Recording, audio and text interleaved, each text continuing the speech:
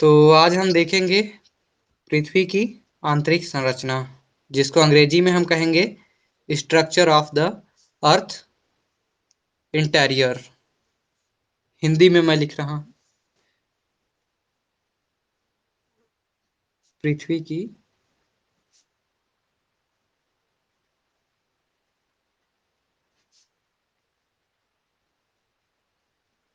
आंतरिक संरचना।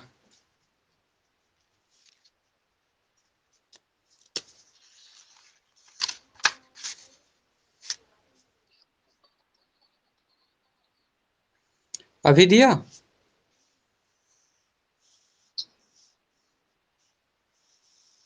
कभी कभी अब ऐसा होता है, वो कुछ सेकंड के लिए रहता है बस, तो बहुत ज्यादा चिंतित होने की आवश्यकता नहीं है। पृथ्वी की आंतरिक संरचना में हम तीन चार बातों को पढ़ेंगे प्रमुख तौर पर। ठीक है।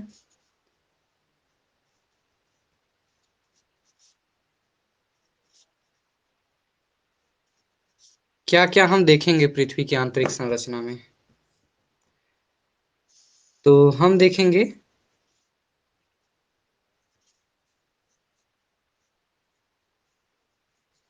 जानकारी के प्रमाण,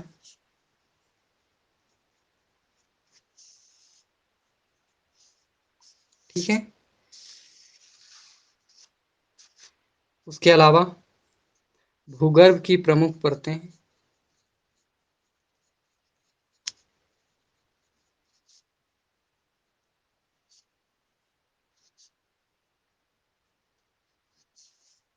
इसके अतिरिक्त हम देखेंगे प्रमुख शैल।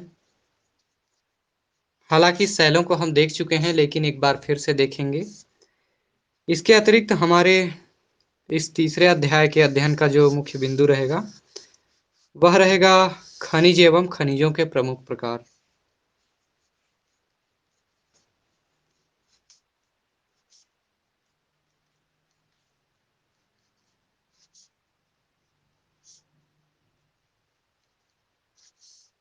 इन चार बिंदुओं को मुख्य तौर पर हम पढ़ेंगे पृथ्वी की आंतरिक संरचना में। 3-4 दिन का अध्याय है, ये खत्म हो जाएगा उसमें।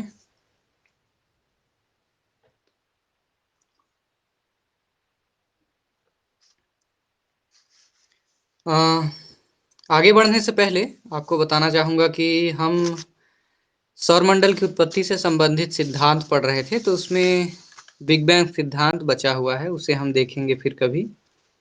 फिलहाल हम पृथ्वी के बारे में देखेंगे। जब भी पृथ्वी के सृजन की बारी आती है, बात आती है पृथ्वी किस तरीके से बनी थी, तो उसके संबंध में तो बहुत सारे तर्क दिए जाते हैं, बहुत सारे सिद्धांत प्रस्तुत किए गए। बहुत सारे सिद्धांत थे जो मान्य भी हुए, और भूगोलवेत्ताओं का एक जो अपना दुनिया होता है, उसमें जो विद्वान गण होते हैं वो उनके सिद्धांतों को मान्यता भी देते हैं। उस आधार पर हम देखते हैं कि पृथ्वी किस तरीके से बनी थी, जैसे भी बनी थी, लेकिन वर्तमान स्वरूप पृथ्वी का कैसा है? लगभग गोलाकार है, जिसको हम दीर्घवृत्ताकार या अंडाकार स्वरूप भी कहते हैं। तो कहा जाता है कि यह पृथ्वी आज हमें ठोस अवस्था में दिखाई देती है, किंतु आरंभ में ही पृथ्वी ठोस थी, ऐसा नहीं है। कहा जाता है कि किसी भी गोलाकार या लगभग गोलाकार पदार्थ या अंडाकार पदार्थ जो होता है, खगोलीय पिंड हम कहें, आकाशीय पिंड, तो वह सीधे ठोस अवस्था में जन्म नहीं लेता है। ठीक है। दरअसल वह हमेशा तरल अवस्था में हो सकता है या गैसीय अवस्था में। समय बीतने के साथ लगातार उसमें कुछ आमूलचूल परिवर्तन होते रहते हैं, और परिणाम स्वरूप एक गोलाकार स्वरूप अस्तित्व में आता है, जैसे कि हमारी पृथ्वी। तो आज जैसा आप पृथ्वी देख रहे हैं, इसके बनने के पीछे इसका एक लाखों करोड़ों अरबों सालों का एक इतिहास रहा था, और इस दौरान पृथ्वी पर बहुत सारे परिवर्तन हुए, आमूलचूल परिवर्तन हुए। तो अब हमें यहाँ पर देखना है कि हमारी पृथ्वी को के बारे में और पृथ्वी के अंदर का स्ट्रक्चर जो है उसको जानने के स्रोत कौन-कौन से हैं। तो हमारा ये टॉपिक रहेगा, छोटा टॉपिक इसके अंदर का,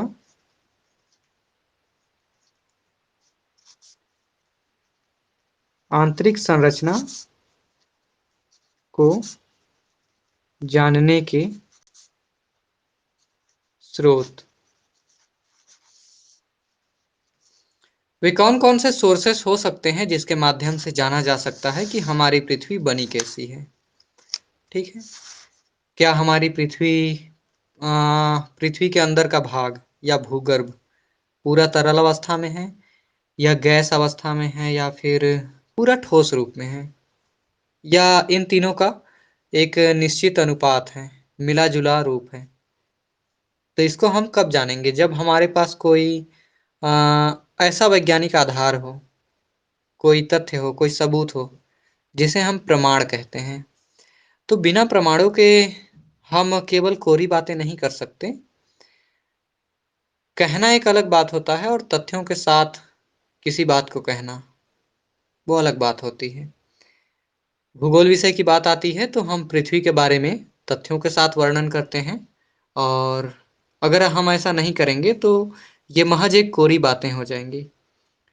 क्योंकि विद्वान क्या कह रहे होते हैं, उस बात को वो बाकायदा प्रमाणित भी करते हैं। उनके कुछ अपने आधार होते हैं, और ऐसे आधार होते हैं जो कि पूर्णतः वैज्ञानिक होते हैं। तो आंतरिक संरचना को जानने के मुख्य तौर पर 4-5 स्रोत हैं, जिन्हें हम क्रमशः चलिए देखते हैं। मैं कॉलम के माध्यम से आपको बताने का प्रयास कर रहा हूँ, ताकि बेहतर तरीके से आपको समझ में आए। कुछ प्रमुख प्रमाण हैं, जैसे, या स्रोत हैं, जैसे पहला है घनत्व पर आधारित स्रोत, ठीक है। अगला जो है वो लिखिएगा दबाव पर आधारित,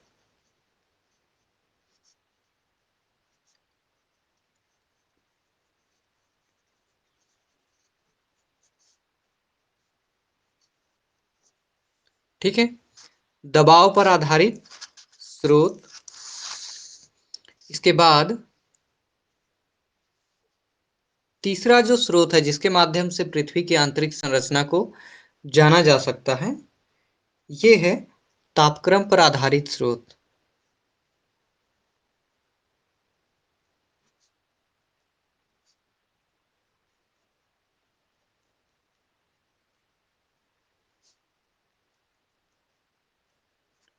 ठीक है। तापक्रम पर आधारित स्रोत के बाद एक और आधार है, या एक और प्रमाण है जिसके माध्यम से अ, हम पृथ्वी की आंतरिक संरचना को समझ सकते हैं, और ये सबसे मजबूत आधार मान सकते हैं इसको। ये है भूकंपीय तरंगों पर आधारित प्रमाण। भूकंपीय तरंग पर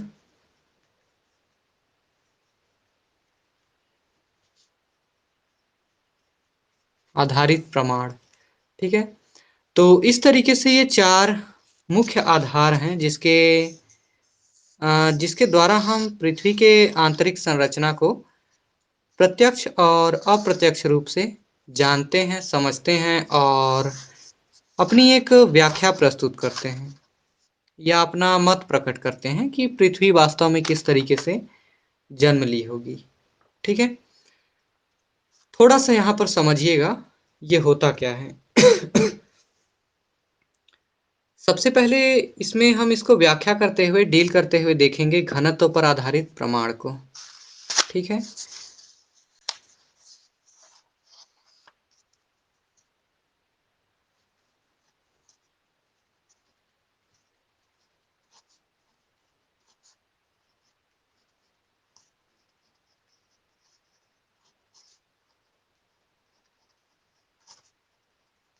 घनत्व पर आधारित प्रमाण क्या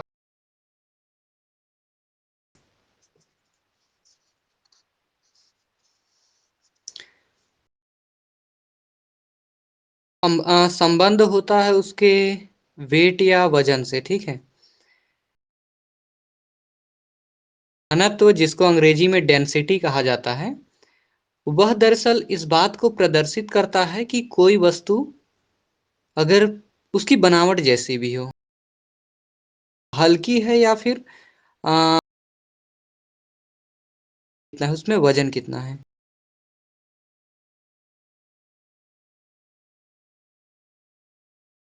या डेंसिटी। अर्थात कोई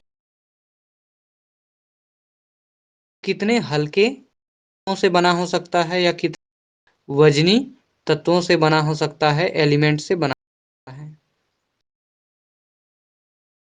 हो गया, वायु बहुत हल्की होती है लेकिन उसमें एक वजन होता है। ठंडी वायु थोड़ी भारी होती है, ठीक है। इस तरीके से कहा जाता है कि एक पत्थर काफी भारी होता है। अगर हम लोहे की बात करें तो वह उससे भी ज्यादा भारी होता है, ठीक है।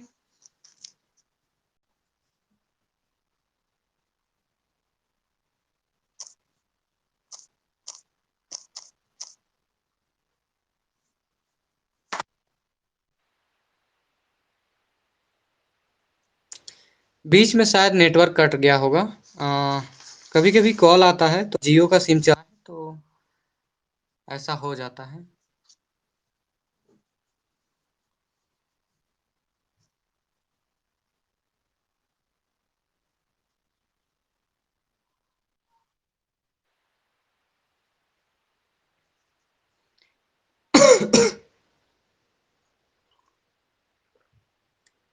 नवीना, क्लियर दिखाई दे रहा है ना?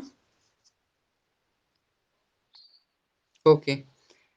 तो मैं जैसा कि बता रहा था कि घनत्व होता क्या है, तो किसी वस्तु के भार को दरअसल प्रदर्शित करने के लिए एक शब्द का इस्तेमाल किया जाता है जिस घनत्व कहते हैं।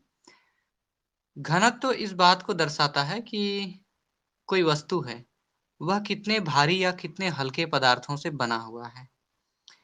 तो कहते हैं कि हमारी पृथ्वी अलग-अलग तत्वों से बनी है, क्योंकि पृथ्वी के अलग-अलग हिस्सों में अलग-अलग घनत्व पाया जाता है, ठीक है? या अर्थात डेंसिटी।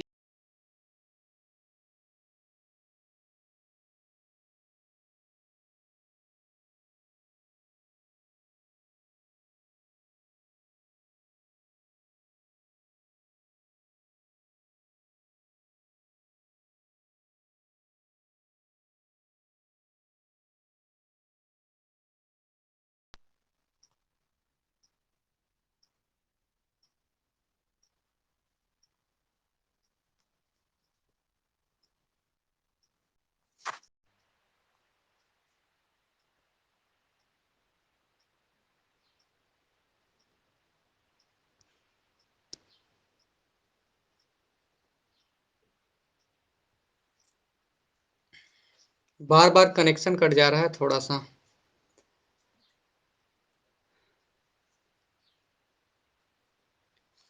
प्रज्ञा मिंज, उपासना भगत, आवाज आ रही है क्या मेरी? आ रही है? ओके। चलिए, बाधा के लिए खेद रहेगा। तो घनत्व के बारे में मैं बता रहा था कि कोई वस्तु कितनी हल्की है, कितनी वजनी है, इस बात को प्रमाणित करने के लिए घनत्व शब्द का इस्तेमाल किया जाता है। घनत्व, जिसको अंग्रेजी में हम कहते हैं डेंसिटी। कोई वस्तु कैसे तत्वों से बनी है, हल्के तत्व या भारी तत्वों से, इसी बात को बताने के लिए घनत्व का उपयोग किया जाता है, घनत्व शब्द का। इस आधार पर कहा जाता है कि हमारी पृथ्वी का घनत्व औसत घनत्व, ठीक है।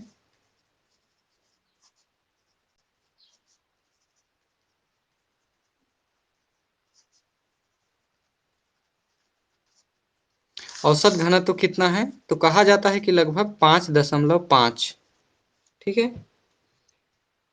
5.5 क्या है, पृथ्वी का औसत घनत्व है। उसके बाद कहते हैं कि ऊपरी परत, अर्थात पृथ्वी जो बना है तो इसका सबसे ऊपरी लेयर जो है, जिसको हम भूपर्पटी कहते हैं, और उसके नीचे का कुछ हिस्सा, तो उसके बारे में कहा जाता है कि यह 2.7 से 3.0 तक पाया जाता है। अर्थात ये घनत्व का एक इकाई है। ठीक है। घनत्व के लिए संख्या को इस्तेमाल किया जाता है, 1 से लेकर आगे जितना भी 1 2 3 4 5 है। तो कहा जाता है कि संख्या जितनी छोटी होगी घनत्व उतना कम होगा। अर्थात अगर यहाँ 1 रहेगा तो घनत्व काफी कम, यानी कि बहुत हल्का तत्व होगा जिसमें वजन कम होगा। तो कहा जाता है कि पृथ्वी का औसत घनत्व 5.5 है। पृथ्वी का जो ऊपरी हिस्सा है, भूपर्पटी और उसके नीचे का एक परत, उसका घनत्व 2.7 से लेकर 3.0 तक है। अर्थात ये पृथ्वी के औसत घनत्व से कम है। मतलब शायद हो सकता है कि पृथ्वी का ऊपरी परत हल्के तत्वों से बना हो। उसके बाद आंतरिक भाग को देखते हैं।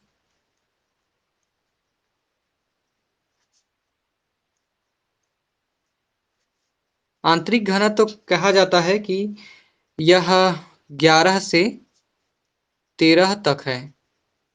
एक अंक है जो घनत्व को दर्शाता है। 11 से 13 यानी कि आंतरिक भाग शायद काफी भारी धातुओं से बना होगा, भारी तत्वों से बना होगा, ऐसा अनुमान लगाया जाता है। ठीक है। तो इस आधार पर एक व्याख्या की जाती है, एक सिद्धांत प्रस्तुत किया जाता है कि संभवतः पृथ्वी अलग-अलग घनत्व वाले या अलग-अलग द्रव्यमान वाले, वजन वाले तत्वों से बना है, जिसमें पृथ्वी का ऊपरी परत हल्के तत्वों से और आंतरिक परत भारी तत्वों से बना हुआ है। ऐसा एक सिद्धांत प्रस्तुत किया जाता है और उनके सिद्धांत का जो आधार है या जो प्रमाण है वह क्या है? घनत्व, पृथ्वी का घनत्व या डेंसिटी। इसके बाद दूसरे नंबर पर हम आते हैं तो हम देखेंगे दबाव पर आधारित प्रमाण। ये क्या होता है? दबाव। ठीक है। चलिए इसको मैं पलट रहा हूं, आप लोग लिख लिए होंगे।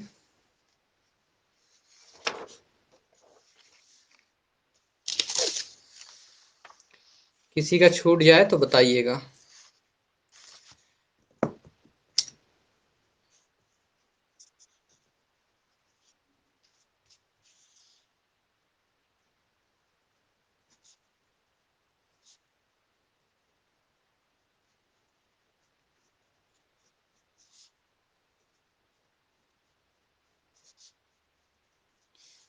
दबाव पर आधारित प्रमाण ये क्या है? मैंने आपको बताया था कि दबाव का एक, प्रेशर का एक नियम होता है कि इस पृथ्वी पर जो भी वस्तुएं हैं उसमें एक घनत्व पाया जाता है, उसमें एक वेटेज होता है, वजन पाया जाता है। ठीक है। चाहे वो कम हो या ज्यादा हो, और कहा जाता है कि प्रत्येक वस्तु एक दबाव डालती है। मतलब प्रत्येक वस्तु कम या ज्यादा मात्रा में प्रेशर या दबाव निश्चित रूप से डालती है। और दबाव का यह नियम है, ये कैसा कार्य करता है? तो यह ऊपर से नीचे की ओर करता है। आपने कभी न्यूटन को पढ़ा होगा 10वीं तक। तो न्यूटन का जो 3 नियम है उसमें पहला नियम जो है वो ग्रेविटी या गुरुत्वाकर्षण पर आधारित है, जो ये कहता है कि कोई भी वस्तु अगर हम ऊपर की ओर उछालते हैं तो वह ऊपर ना जाकर वापस नीचे की ओर ही आएगी, और यह शाश्वत सच है। इसे आप जड़त्व का नियम भी कह सकते हैं। अगर 10वीं तक आप अच्छे से विज्ञान पढ़े होंगे उनको पता होगा। तो कहा जाता है कि पृथ्वी जो बनी हुई है, तो पृथ्वी में जो भी वस्तुएं हैं, मतलब जितने भी तत्व थे जब पृथ्वी बना, जिससे भी बना, तो निश्चित रूप से जो भारी पदार्थ रहे होंगे वो नीचे गए होंगे और हल्के पदार्थ ऊपर रहे होंगे। ठीक है। ऐसा संभव है। या पृथ्वी में अगर एक समान भार वाले एक जैसे तत्व होंगे तो फिर उसका भी क्या स्वरूप है उसको देखेंगे हम। लेकिन कहा जाता है कि दबाव के आधार पर जो हमें प्रमाण मिलते हैं, जो सबूत मिलते हैं, उसके आधार पर कहा जाता है कि पृथ्वी अलग अलग प्रकार के और अलग अलग द्रव्यमान वाले तत्वों से बना हुआ है। ठीक है? जैसे कहा जाता है कि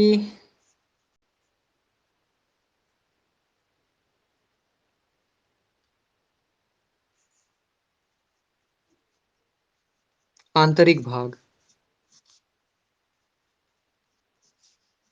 आंतरिक भाग में अधिक दबाव होता है।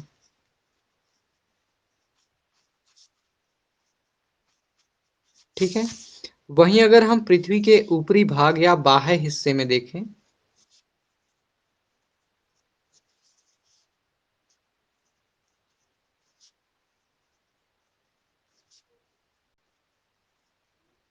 तो यहाँ पर दबाव की।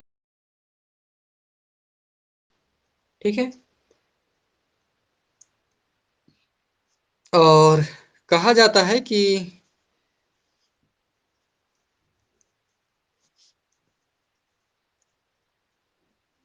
दबाव बढ़ने के साथ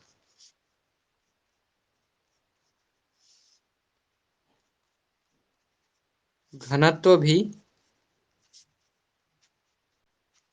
बढ़ता है। ये पृथ्वी के बारे में कही गई बातें हैं। जैसे आप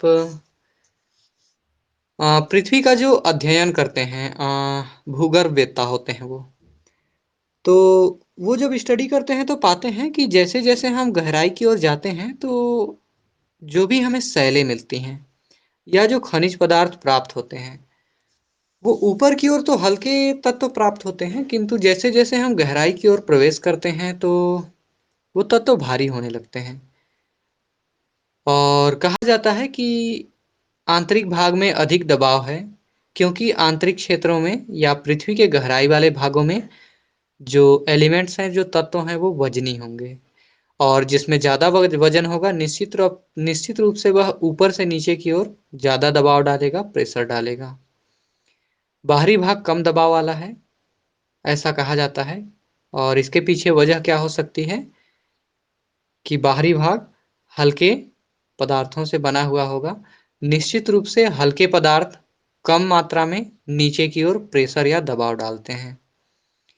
कहा जाता है कि दबाव बढ़ने के साथ घनत्व भी बढ़ता है। अब मान लीजिए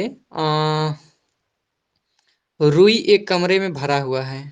अगर हम उसको चारों तरफ से समेट कर एक छोटे से स्थान पर एकत्रित करेंगे, रुई को करना चाहें, तो उसके लिए हमें उसको समेटना होगा। तो क्या होगा कि रुई का घनत्व तो बढ़ जाएगा। वो जैसे-जैसे कम स्थान घेरने लगेगा या स्थान में कमी होगी रुई के, तो वैसे-वैसे उसके वजन में एकाएक बढ़ोतरी होगी, उसका दबाव एक स्थान पर ज़्यादा बढ़ते जाएगा। यही शैलों के साथ भी होता है, चट्टानों के साथ भी। कहा जाता है कि जैसे-जैसे भारी धातुएँ आती जाती हैं, उनका नीचे की ओर दबाव भी तेजी से बढ़ता जाता है। इस आधार पर कहा गया है कि हमारी पृथ्वी ऊपर से तो हल्की है, लेकिन जैसे-जैसे गहराई की ओर जाते हैं तो बहुत ही भारी होती जाती है। ठीक है? तीसरा जो आधार है उसको देख लेते हैं। तीसरा आधार है पृथ्वी को जानने का या पृथ्वी की आंतरिक संरचना कैसी है इसको जानने का, ये है तापमान या टेम्परेचर।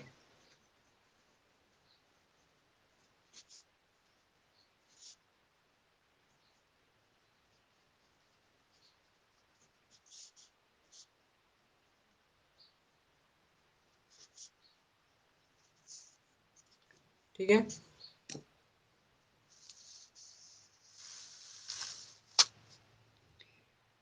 टेम्परेचर या तापमान पर आधारित प्रमाण। अब क्या होता है कि यहाँ पर मैं 2-3 बातें रख रहा हूँ, उसके बाद मैं बताऊँगा कि पृथ्वी के संदर्भ में क्या कहा जाता है तापमान संबंधी तथ्यों को लेकर। पहला, गहराई बढ़ने पर तापमान बढ़ता है।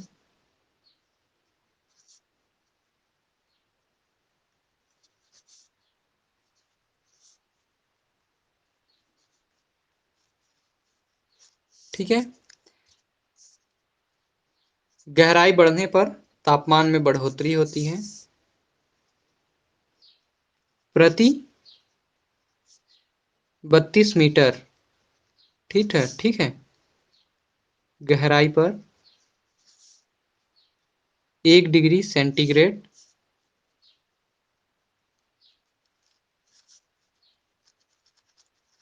तापमान बढ़ता है। ठीक है, अर्थात प्रति 32 मीटर की गहराई या 32 मीटर हम भूमि के अंदर जाते हैं तो 1 डिग्री सेंटीग्रेड तापमान बढ़ जाता है। ठीक है, इस हिसाब से अगर हम देखें तो 100 किलोमीटर की गहराई में हम प्रवेश करें। ठीक है, 100 किलोमीटर।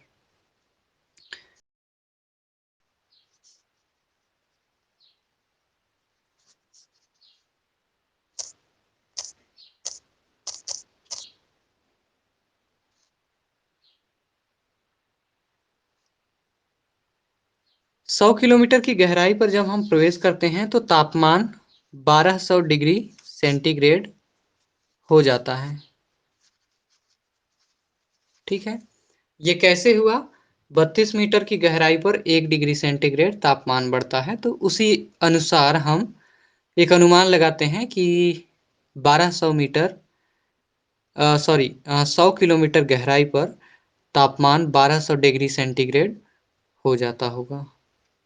ठीक है, अब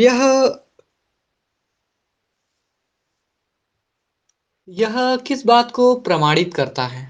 यह इसी बात को प्रमाणित करता है कि हमारी पृथ्वी बाहर से तो ठंडी है, किंतु जैसे-जैसे हम गहराई की ओर जाते हैं तो पृथ्वी में तापमान बढ़ता है, अंदर की ओर गर्मी बढ़ती जाती है और कहा जाता है कि पृथ्वी का आंतरिक भाग, जिसको हम क्रोड कहते हैं, कोर, वो हिस्सा पूरा अत्यंत तापमान वाला और तरल अवस्था में है। ऐसा वैज्ञानिक तथ्यों के द्वारा प्रमाणित होता है और तापमान पर आधारित जो प्रमाण है वो यही कहते हैं कि पृथ्वी के ऊपरी भाग से गहराई की ओर बढ़ने पर तापमान बढ़ता है। जो तापमान बढ़ने की दर है वह प्रति 32 मीटर की गहराई पर 1 डिग्री सेंटीग्रेड है। पृथ्वी का जो व्यास है, ठीक है,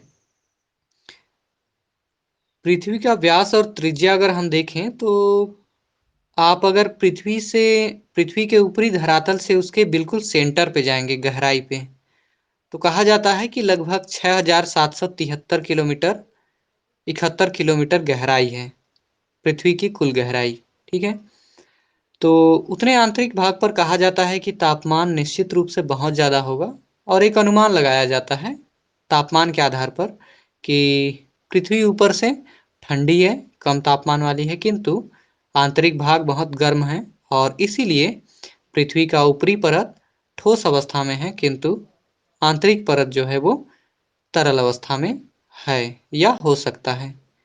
इसके बाद एक अंतिम प्रमाण था जो है भूकंप या अर्थक्वेक के आधार पर, उसको देख लेते हैं।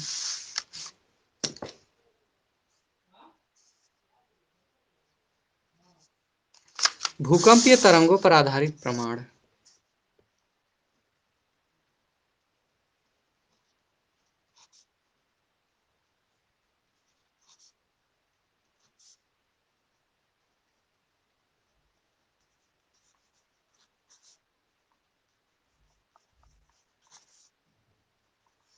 ठीक है, भूकंपीय तरंगों पर आधारित प्रमाण क्या होता है?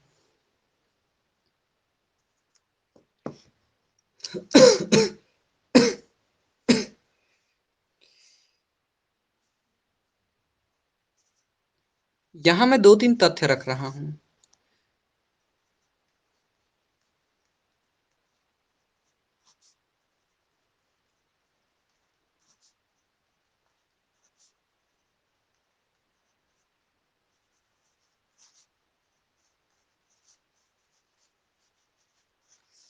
पहला तो समझिए कि या भूकंप की जो तरंगे होती हैं, लहरें होती हैं, वो पृथ्वी के अंदर से उत्पन्न होती हैं, सृजित होती हैं और धरातल के बाहरी हिस्से पर प्रवेश करती है, या हम कहें कि धरातल पर आकर हलचल मचाती है।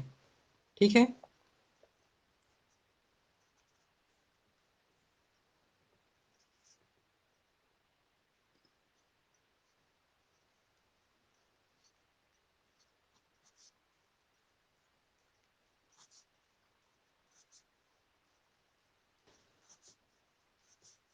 विभिन्न परतों पर गति व प्रभाव में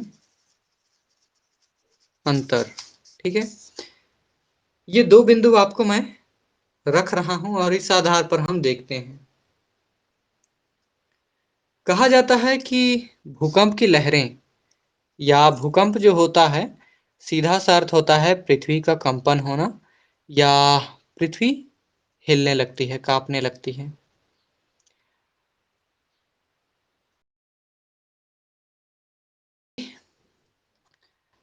जो पृथ्वी के ऊपरी हिस्से में भूकंप आता है तो वो काफी गहराई से उत्पन्न होता है और भूकंप की तरंगे वहीं पर उत्पन्न हो सकती हैं जहां पर सैलें या चट्टानें होती हैं, वह तरल अवस्था में हो। ठीक है, हालांकि वर्तमान समय में जो नए-नए वैज्ञानिक तथ्य हैं, वो इस बात को प्रमाणित कर चुके हैं कि भूकंप की उत्पत्ति दरअसल भूखंडों के या प्लेटों के खिसकाव के साथ होता है। पृथ्वी के अंदर प्लेटें जब खिसकती हैं और टकराती हैं एक दूसरे से, तो वहाँ भूकंप का जन्म होता है। प्लेटों के बारे में बताया था, एक बार फिर से मैं बताऊंगा आगे। तो कहा जाता है कि भूकंप की जैसी लहरें हैं, भूकंप जैसा आता है, इसके जो प्रभाव होते हैं, इन सारी बातों को जब अध्ययन किया गया तो पाया गया कि पृथ्वी के गहराई में जैसे-जैसे हम अलग-अलग परतों का अध्ययन करते हैं और वहाँ भूकंप की तरंगों का अध्ययन जब करते हैं, तो पाते हैं कि अलग-अलग परतों में इसके गति में अंतर आ जाता है। किसके? भूकंप के लहरों में या उनकी जो तरंगे होती हैं, वेव, उसमें और साथ ही उसका प्रभाव कितना है, उसमें भी काफ़ी अंतर आ जाता है।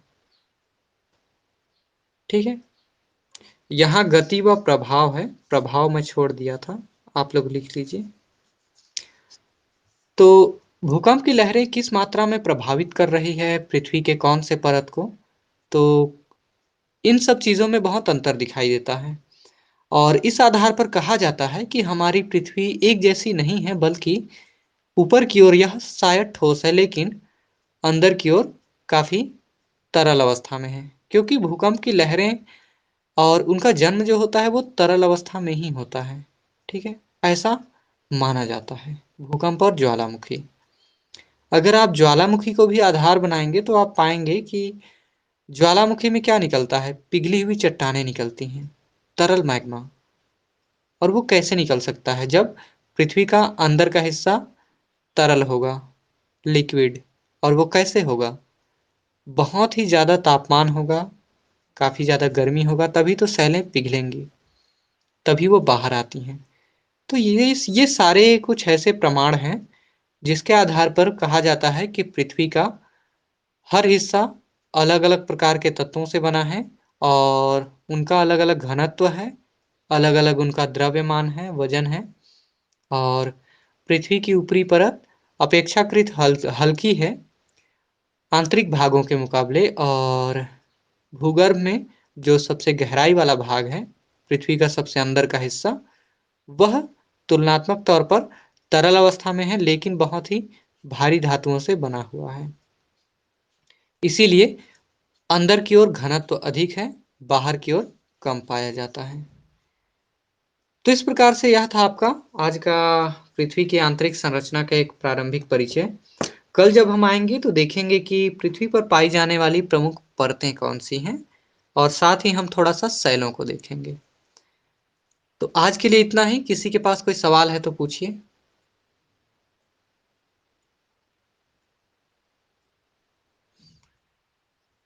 किसी के पास कोई सवाल है तो पूछिए। नहीं है?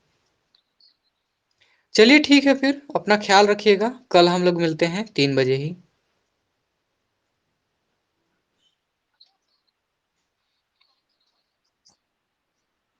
वेलकम वेलकम सभी को।